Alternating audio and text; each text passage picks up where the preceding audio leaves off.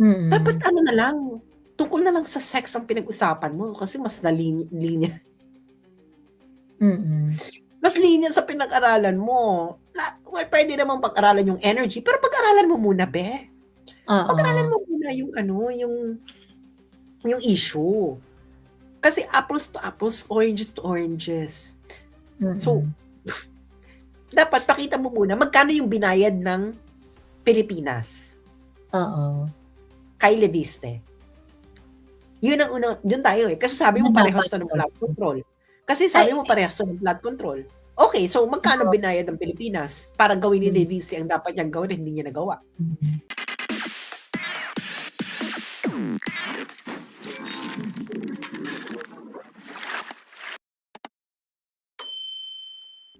Ito kasi yung isang ano, eh, ito kasi yung isang ini-issue na Ate Joey, I totally agree with you with si Casey yata yung tinutukoy niya dito. However, di mo pa rin ma-trist si Leviste kasi her mom paved way a law para makatulong sa business niya. Well, I'm pretty sure ano, baka nung ginagawa ni ang pangalan nito, ni Loren Legarda yung law, baka kino-contemplate niya na magnenegosyo nung ano ha, nung na-legislate yang batas na yan, siguro teenager pa si Lian Leviste. Well Sobrang teenager pa si Lian Leviste nung well, ano, parang para 2009 yata yang renewable energy law na yan, eh. Ngayon paved the way eventually ano, para nagnegosyo makatulong si sa business ano niya. Well, yeah, okey, nandun makatulong sa business niya, pero aren't renewable resource ano bang law 'to, yung renewable resource law? Renewable Energy Act. Okey, yung Renewable Energy Act kasi ang logic mo diyan, inano yung batas para sa anak. Is that really how you see the law? Or incidental na lang na ang anak niya ay nag-benefit? Magkaiba yun, Oo. ah. Magkaiba yun. 'Di ba? Dapat kasi kumpunihin ninyo yung inyong utak. Okey, Oh. magkaiba yung ginawa ko 'tong batas para mag-benefit lang ang anak ko, or gagawin ko 'tong batas kasi kailangan talaga natin ng batas sa Renewable Act, and incidentally nag-benefit ang anak ko. Oo. Magkaiba yung 2008 2008 na-legislate yung Renewable Energy Act. at matagal na si Loren Legarda nag-a-advocate ng Renewable Energy Act, Mga 2008 lang. environmental kembot. Environmentalist talaga si Loren Legarda. To be fair to Loren Legarda 'no, bakla mga bata pa lang tayo, si Loren Legarda isa ng environmentalist. Bakla commercial model pa lang siya ng ano 'tong toothpaste, Pepsodent, ano 'to? Oo. At that time 15 years old lang si Leandro. 15 Oo. years old lang si Leandro nung ano, 'Di ba, nung bakla. na-enact yung ano. So parang are you telling me na parang at that point dino-draw na ni Leandro yung business model niya? Na, Hindi "Ma, kung hindi pa gagawa hindi ka pa ng siya ganito graduate ng kailangan high school. tailor fit sa'kin, ah." Hindi pa siya graduate ng high school. Oo. 2008 So, yun, yung Renewable Energy Act. hindi alam mo yung Renewable Energy Act, matagal na yang sinusulong, tagal na yan, 2008 lang siyang pumasa. Eto na naman tayo ano, kailangan muna tayo mag-isip. 'Pag sinabi mong gumawa siya ng batas para makapag-payway sa negosyo ng anak niya, so you mean to say na tamad pa lang si Leandro Leviste sa betlog ng tatay niya. Eh, nag-iisip na kaagad si Loren Legarda kung papaano yung semen na sa betlog ng tatay ni Leandro Leviste ay makakapag-benefit 20 years from now? Or Mm. this doesn't even make sense kasi look, Loren Legarda has always been an environmentalist. Bata pa lang tayo mga bakla. Bakla naglalaro pa lang tayo ng Chinese garter. Environmentalist si Aklano. To be fair to you, Mm. Marie Loren, Mm. environmentalist ka nun, ano ka pa lang, magandang commercial model ka pa lang ng ano yung toothpaste na Pepsodent ba yun? Pepsodent ba yung tawag dun? Oo, oo. Nag-commercial model siya, eh. Ng toothpaste, 'di ba? Mm. Pepsodent toothpaste. Pepsodent ba 'yan, mga bakla? Pepsodent. 'di ba, ng Pepsodent. So matagal na siyang sumusulong ng renewable energy. Okay? Hindi ito inisip lang ng one day at magagawa Close ako ng up, bakla, close up girl pala si Lauren Legarda. close up ba? Close up. Ay, sorry, ano ba to? Close Alam ko up. Pepsodent. Bakla Pepsodent siya, hindi close up.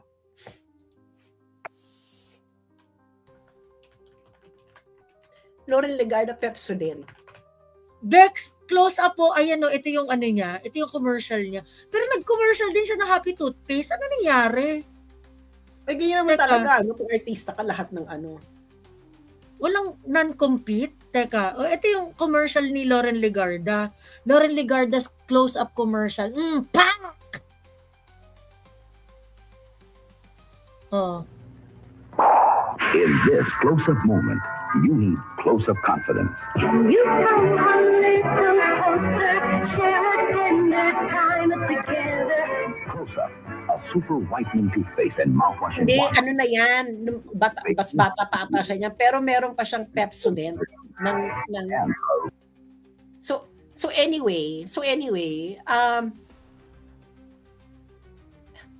the law was not, Meron din So, siyang marami siya iba-ibang toothpaste. So ibig sabihin, hindi ka panipaniwala yung she made the law in order for her son to benefit. It's incidental. Ikaw ba naman yung anak niya mahilig sa renewable energy. Hindi ba? Di kumuha siya ng renewable energy and then that's it. It doesn't matter. Saka yung batas na yun, it is not a batas that Lauren Legarda alone passed alone. Ganito, bibigyan ko yung mga Bex ng totoong magbe-benefit yung kamag-anak mo. It's only applicable to actually executive department. Halimbawa, gumawa ka ng project and then it actually benefit your kamag-anak. Because ikaw nag-i-implement Ikaw mag-i-implement. Lauren Legarda has nothing to do anything with implementation of the law. The law will be implemented by the executive. Oo. Walang kinalaman ang legislative, no? So, I think the Renewable Energy Act, it's actually benefited alternative sources of energy.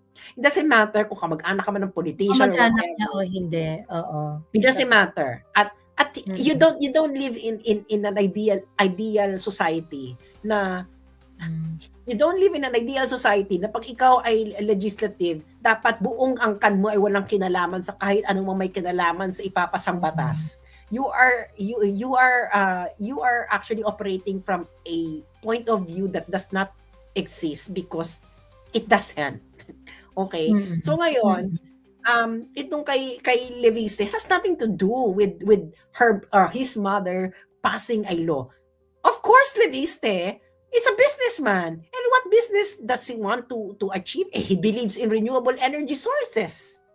Oo. And perhaps influence na rin ng nanay niya, di ba? Yung Takina, business talak sabihin ba naman niya, ang talak yung nanay mo tungkol sa environmental kinembot di ba?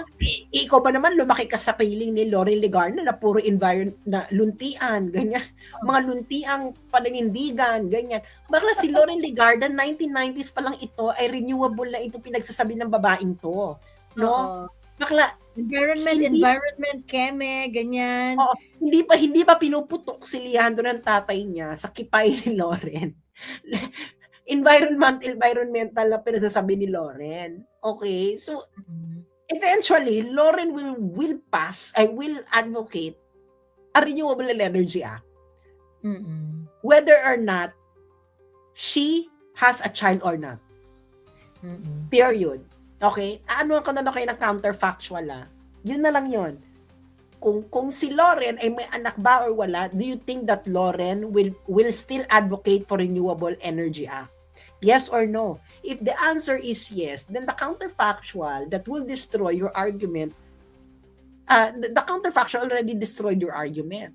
Okay? Kasi hindi mo naman ma-prove na kaya siya pinasa para sa anak niya. Okay, then let's entertain a counterfactual. Kung wala bang anak si Lauren Legarda, will she still push Will she do for it? Mm. Will she still push for the renewable energy? The answer is yes, because Yes, that's her oo. been advocacy for a very long time. Okay, now, let's forget about the existence of the law because that is not relevant. Ang relevant ngayon dito is ganito. Ikaw, Pilipino ka, tanungin mong sarili mo, may binayad ka ba kay Lebiste na dapat gawin ni Lebiste tapos hindi niya ginawa? Do you have a contractual obligation as a Filipino people to Lebiste that, oy, bakla, bibigyan kita ng 20,000 pesos. Kailangan ma-deliver mo to. Do you have that kind of contract? Yes or no? If you don't have that kind of contract with Lebiste, then the issue with Lebiste is not the same as the flood control issue, mga pek-pek. Correct. Joey, this is business. This is actually business law 101. That if you take up an economics course or a business course, this is taught at semester 1.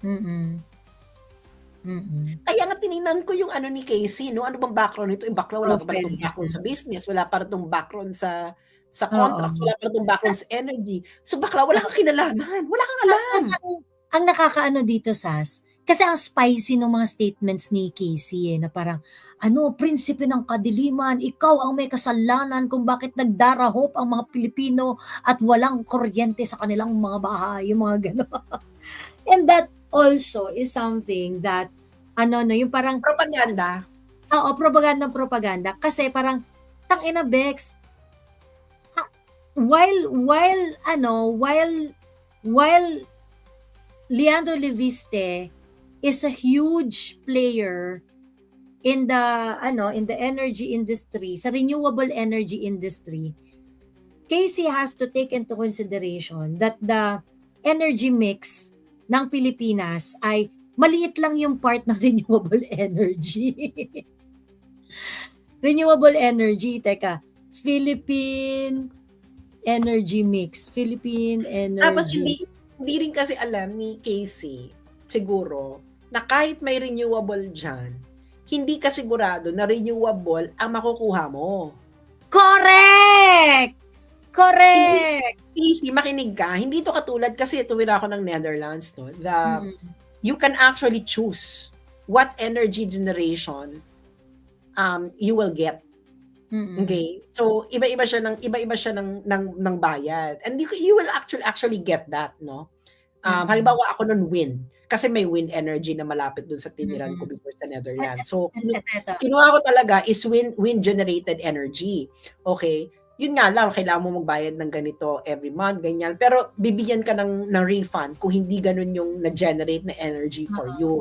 So, sa Pilipinas, Casey, tanungin mo sa Ilocos Norte, di ba ang pinapangako is bababa ang presyo because of renewable energy, yung wind farm doon. Bakla, pumunta ka ng Ilocos Norte, tanungin mo kung bumababa yung presyo ng kuryente nila. Kasi ang nangyayari niyan, yung gine-generate ng renewable energy, babalik yan pupunta pa yan sa generation, ano ba to? Grid. Sa grid.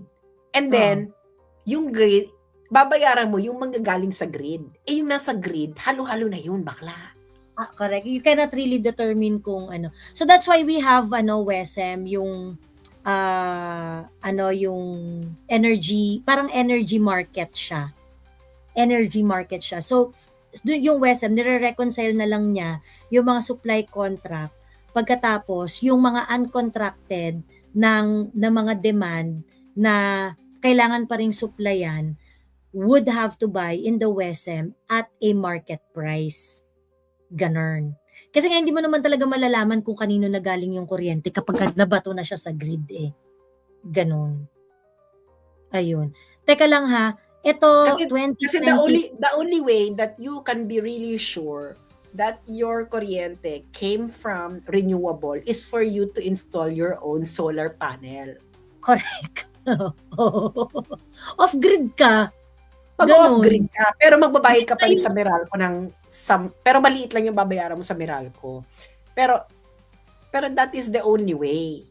that you can be Oo. sure na manggagaling na kuryente sa'yo ay galing talaga ng solar or or wind or whatever.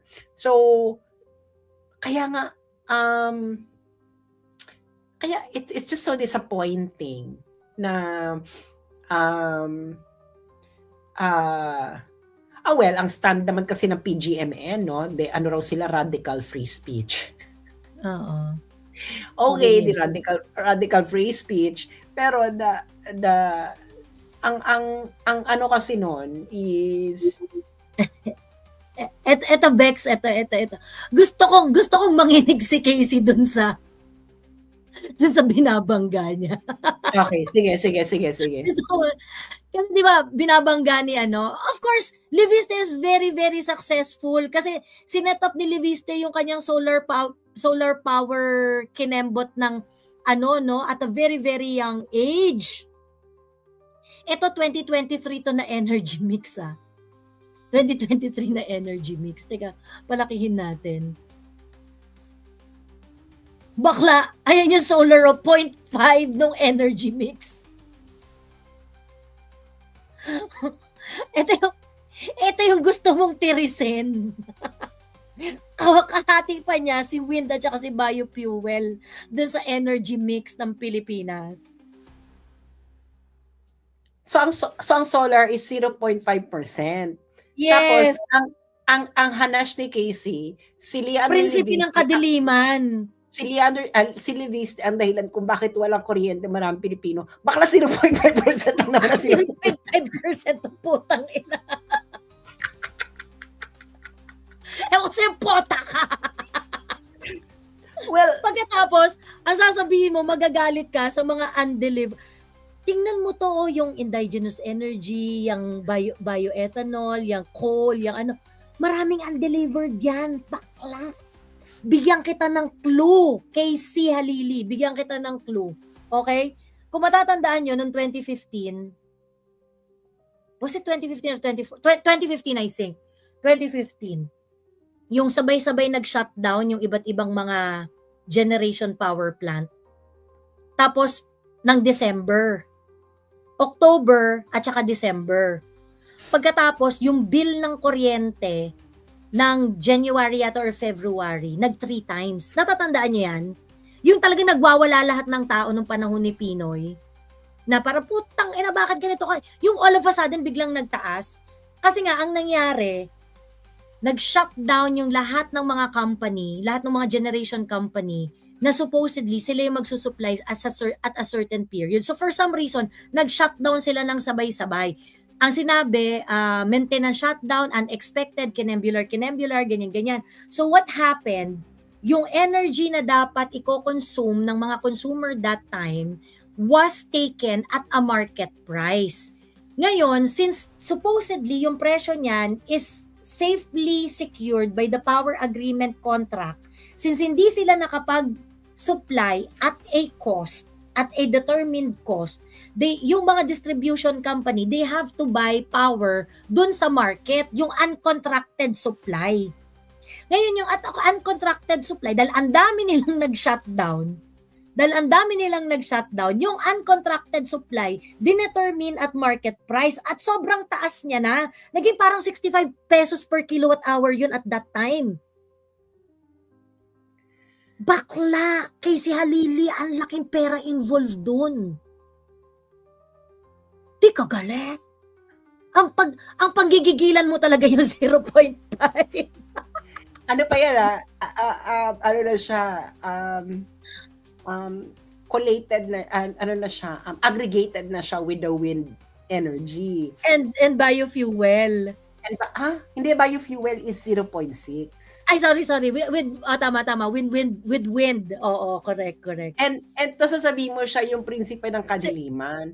Bakla. So, ano yan, yung mga windmills yan? Bakla. 0.5. Kung ang kuryente sa Pilipinas only depends on not even 1% on solar and wind, bakla ka ng taon, Casey. Hindi ka ba marunong mag-math? Kasi sa totoo lang, ako si Leviste, nakakasuhan niya talaga to si Casey Halili. Puta kadiliman. Ang prinsipe ng kadiliman, talaga. Hindi na parang, bakla, yung source, yung kuryente sa Pilipinas, nakadepende lang ng less than 1% sa solar. Oo. Bakla kahit hindi mo i-deliver yung 0.5%, itodo mo ng 0.5%, hindi mo mararamdaman yan. Correct. Maloka ka na lang bakla. Maloka ka na lang bakla kung ang solar energy ay nasa 11.9%. Halimbawa yung coal, no? Yung geothermal, 14.1%. At Tapos, ito pa yung isang pag hindi na-deliver yung geothermal ng 14.1%, bakla yan talaga ang kadiliman. correct. Tapos ito pa yung isang katangahan ni Casey. Ay ang mga renewable, lahat yan, naka-priority dispatch kasi ang RE, ang mga renewable energy sa WESM. What does that mean? Ibig sabihin, kapag ka merong uncontracted supply, yan yung unang-unang i-dispatch para mabili. So ibig sabihin, hindi magiging kasalanan, at least in theory, hindi magiging kasalanan ng renewable energy kung bakit brown out sa inyo. Kasi laging una yan sa pila ng i-dispatch na kuryente. Okay? So, ibig sabihin, ang magiging dahilan kung bakit brown out sa area ninyo ay dahil yung supply ng kuryente ninyo ay kinulang doon sa mga more reliable sources. Like for example, yung coal, yung mga diesel, yung mga ganyan. Yung normal na yung mga normal na nagsusupply ng kuryente na nakakapag-regularly deliver ng certain capacity. Ang renewable energy kasi talaga, hindi siya ganun ka-reliable. Like for example, yung, di ba, tinatawanan nyo dati si Pinoy, yung sinasabi ni Pinoy na, paano naman kung walang araw? Paano kung walang hangin? Yung mga ganon. Merong factual basis yung sinasabi na yun ni Pinoy. Kasi ibig sabihin lang nun is that, kung kunwari, yung wind turbine, yung windmills mo, ang capacity niya, isabihin na natin na 10 megawatt, okay? Yung 10 megawatt na yan is if it's going to turn its turbine at a certain speed ng hangin na ibibigay sa kanya, maaari siyang mag-produce ng ganong amount.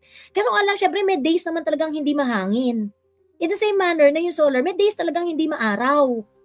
So, ibig sabihin, kung kahit pa sabihin natin na yung capacity ng mga yon ay kaya niyang mag-produce ng 10 megawatt, kaso nga lang, bagyo isang buwan, paano magpo-produce ng kuryente yun? Eto na nga, Lily. Okay? Kasi talaga, pag wala kang alam sa energy, you don't have any background knowledge, talo ka talaga dyan. Matatalo ka talaga dyan. Kasi wala ka talagang background. Background mo is sexual and reproductive organs. Ang layo. Oo. True. Tapos Kaya wala- kuda ng kuda, Bex. Lalo na pag energy. Ito, payo ko sa lahat to, ha. Payo ko to sa lahat ng kaputahan. Pag wala kayong alam sa energy, don't talk about it. Hindi ba? Kung wala kayong background knowledge, di ba? Kasi yun nga ang problema sa pinag-aralan namin yung sa sustainability, no? Na bakit na bonggang-bongga ang solar, bakit hindi natin to ina-exploit? Bakit hindi yun ang number one source of energy na? Of course, no, may political reason, may ganyan. Of course, ang pinakamalaki doon kasi balakid is technical. Because solar energy, especially at its earlier stage, is actually inefficient. Solar energy is an inefficient source of energy because ang daming waste. Yeah. Oo. Tapos hindi mo nakaka-capture yung waste. Yung fossil fuels like natural gas and oil, everything that you get from the land, from the bottom of the land. Translates to it translates It is actually very efficient source of energy, even though na of course there's pollution, etc. Pero if you're going pero to- reliable pero Oo. it's reliable source of energy, but it's not renewable. Okay? Yung renewable naman, like wind and solar, they are renewable, but they are not as reliable as oil, coal, or natural gas. Kaya nga, di ba, a lot of countries that have renewables, if they cannot take renewables, they still store coal. Because coal will always be a reliable source of And cheap. It's cheap, hindi ba? Yun nga lang, you have this waste product, but of course, they are now considering carbon capture, etc., etc., etc. Mm-mm. Yung solar, okay, especially it's in earlier stages, actually until now, no, we're still developing ways in order to make solar an efficient source, more efficient source of energy. We're getting there, but we're not yet there. Okay? Mm-mm. Bakit siya Hindi inefficient? gano'n na, kaya nga recently nagkaroon na ng battery system yung Yeah. para mas maging efficient yung solar. I-store mo yung unused. Okay? Yung, Ah. kasi yung solar, no, mga friends, no, you take so much energy from the sun, but that energy are not all converted into usable energy. Mm-mm. That makes it not as efficient as fossil fuels like oil, natural gas, etc. So that's the number one problem right now, and it is still being proved through material science. Like they're studying how plants do photosynthesis, etc. And we're getting there, but we're not yet there. Okay, we're not yet there. So katulad ng sinabi ni Joey, if bumabagyo ka or umaano ka, and your solar plant does not take into account all these things, bakla hindi ka talaga makakapag-deliver ng energy. Wind energy, bakla a wind farm will be turned off if the wind is too harsh. There's only a certain kind of wind speed that wind farms can process without breaking itself. Mm-mm. Nagigets yun na. So they're renewable but not always reliable. So ngayon, yung sasabihin ni Casey Halili na dahil sa solar ni Leviste ay nagkakaroon tayo ng kadiliman, bakla hindi ganun yun. Hindi ganun yun. You're unang-una, when you look at the statistics, mawala man yung solar at wind dyan, hindi mo maaramdaman.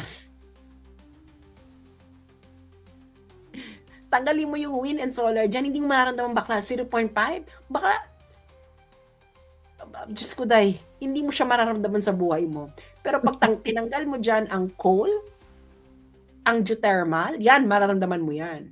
Saka yung Correct. hydro, yan, mararamdaman mo yan. But the rest, maybe not so much, no? Well, except oil and natural gas because you need it to run the power plants. Okay. Yes, correct. Diba? Diba oil and natural gas are needed to run the power plants themselves. Correct. Yung may ramp up period kasi yung coal. Kumbaga parang hindi siya switch on na pagka in-on mo sisindi. Kailangan mo siyang i-ramp up at gagamit ka ng oil or natural gas to do so. Exactly. Kaya nga madugong usapin ito ng eksena. So the oil and natural gas are needed because they are more efficient. They're more efficient Reliable. in running power plants. Okay. Oo. Syempre itong mga mix na to, ito na yung para sa mga consumers mo, no, that you combine all the sources of energy. Now anong kasalanan ni Leviste kung bakit ka nagkaka-brownout kay si Halili? Nagka-brownout ka ba? Unang-una, nagka-brownout ka ba? Oo. Nagka-brownout sa 0.5. Kasi dito mo manaramdaman yung lack of sincerity. Bakla, naranasan mo bang magka-brownout? And how much of that brownout can you blame on 0.5%?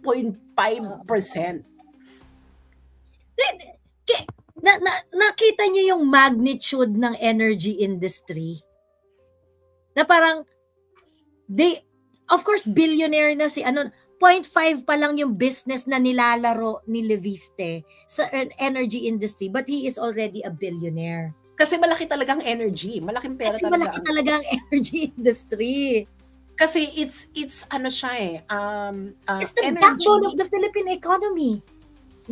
Parang sigurado ang kita sa energy, as simple as that. Sigurado ang kita Correct. sa energy. Mm-mm. Now, the thing is, pero kung i-blame mo si Leviste, kaya ka nagka-brownout kay si Halili.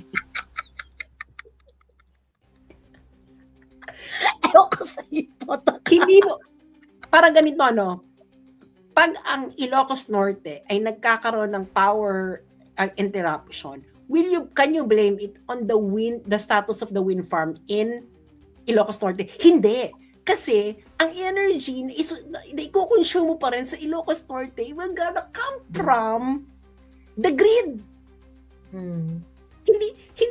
Hindi siya, kaya nga sabi ko, bakit gano'n pumunta ako ng Ilocos Norte? Naloka ako, bakit gano'n? Bakit hindi siya direktang, yun na ang supply ng kuryente nyo sa Ilocos Norte? Yun ang tanong ko noon, bakit hindi? Kasi po pwede naman. Pero no, yung mga generate na electricity sa Ilocos Norte, iba na balik pa to sa grid. At dun, kaya yung nakukuhang kuryente ng Ilocos Norte is no longer purely from wind. Pero combination niya na to ng mga to. Kaya kung magka-power outage sa Ilocos Norte, hindi mo siya masisisi sa wind, sa status ng wind farm. Because baka hindi mo masiseparate kung ano yung nanggaling sa wind at ano sa ano mo. It's impossible because energy, once converted into the input from all of this, once converted to energy, it's no longer separable. It is only one. It's energy itself, but generated by different systems. So ngayon, kaya merong kaya nagkaroon SAS ng wholesale electricity spot market. So ang mangyayari, lahat ng energy na pumapasok sa grid, okay, di mapupunta yan sa ibabato yan lahat sa grid ibabato lahat ng napoproduce na kuryente sa grid. Tama yung sinasabi ni SAS, no? Once itapon mo yan sa grid, you do not know where it is really from. You cannot separate it anymore. You cannot identify, galing to sa sa nuclear power plant, galing to sa, hindi mo na yan alam. So ngayon, ang mangyayari is, yung wholesale electricity spot market, lahat yan, sila ngayon yung para silang traffic enforcer ng grid.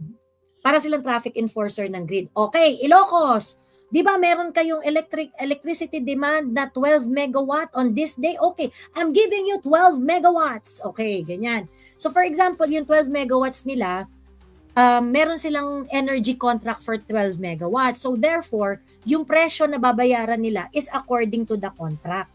Ganon. But not all distribution company are covered with power supply agreement. In many situations, like for example, si Meralco, hindi naman yan lahat ng supply nila nakadepende sa may PSA covered ng power supply agreement. Yung power supply agreement, kailangan mo yan kasi kumbaga, that will make the part kasi ng duty ng distribution, ng distributor na i-ensure na meron siyang mabibigay na kuryente sa mga household. So ngayon, kung kunwari yung kung 100% megawatt, 100 megawatt ang demand ng Meralco dun sa kanyang area of jurisdiction. Let's sabihin na natin 60% yan covered ng PSA, 40% niyan wala. Okay? Di yung 40% na yun, bibilin niya yun doon sa uncontracted na supply na pumapasok sa grid. In which case, halo-halo yun. Ngayon, ang magdedetermine ng presyo nyon is kung ano ang market price during that day sa WESM. Yeah. You know, electricity is just like water flowing in your faucet. Bakla maraming pinanggalingan yung tubig. Maraming pinanggalingan tubig yan. Yung dumadaloy sa faucet ninyo.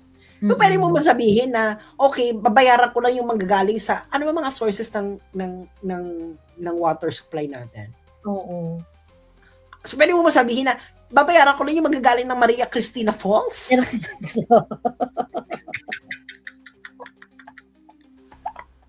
Walang ganon. Walang ganon. Hindi mo po, walang ganon. Hindi mo po pwede. Ito naman si Casey, no? Kailangan mo naman alam sa mga basic science. Diyos ko, bakla ka ng taon. Wala. Hindi mo na siya masiseparate. Ngayon, kaya nga sinasabi ko sa iyo, Casey Halili, kung gusto mo talaga makasigurado na hindi ka, na solar talaga manggagaling yung kuryente mo at solar lang, ano ka ng solar panel sa bahay mo mismo. At yun lang. Yun na yung ano mo. Perfect Gawa ka ka na. gawa ka ng yung ang tawag dito, yung yung mga alternative energy mo na ikaw lang ang gagamit. Yung meron kang Yes, parang yun talaga. mini generation ng energy sa bahay mo. Alam mo, meron akong ganyang kaibigan, no? Ang ginawa talaga niya, yung bahay talaga niya is solar talaga. Nagtayo talaga siya ng, meron talaga siyang solar panel. Yung bahay talaga niya, solar panel all throughout. So, may binabayaran pa rin siya sa Meralco. Yun nga, kasi nga kailangan mo pa rin magbayad sa Meralco for some apparent reason. Mm. So, pero hindi naman malaki binabayaran niya kasi nga solar panel lang siya. So ngayon, ang eksena ng buhay na diyan is Casey, para mas kapanipaniwala yung pinagsasabi mo. Sabi mo munang nawalan ka ng kuryente dahil kay Leviste. Dumilim ang paligid. Dahil kay Leviste. Noong narinig ko talaga yun, parang, wah! Sasabihin nito babaeng to, tangin. Hindi, ganun talaga. Prinsipe nga rin ng kadiliman si na parang, sikat pa, hero, ganyan. Parang sabi niya, ito naman si Leviste, sikat, hero, kunwari, ganyan, nagsasalita about corruption, yung pala, corrupt rin siya. Baka negosyante siya, ano sinasabi mo? Kasi, outright defamatory talaga.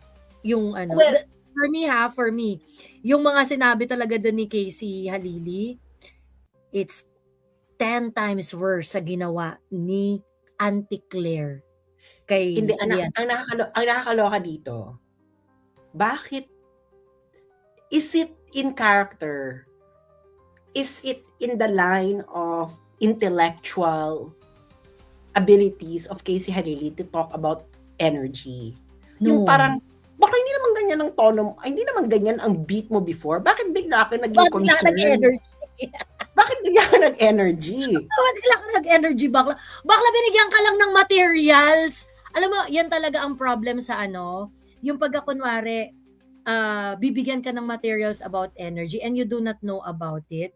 Tapos yung parang bibigyan ka lang na, hindi, ito ang sabihin mo, mapapahamak ka talaga. Ang dami ko nang nakitang Hindi. taong napahamak dyan. Hindi, alam mo, Mga bibigyan ko politiko, mga personalidad, napahamak talaga. Dahil binigyan lang sila ng materials eh.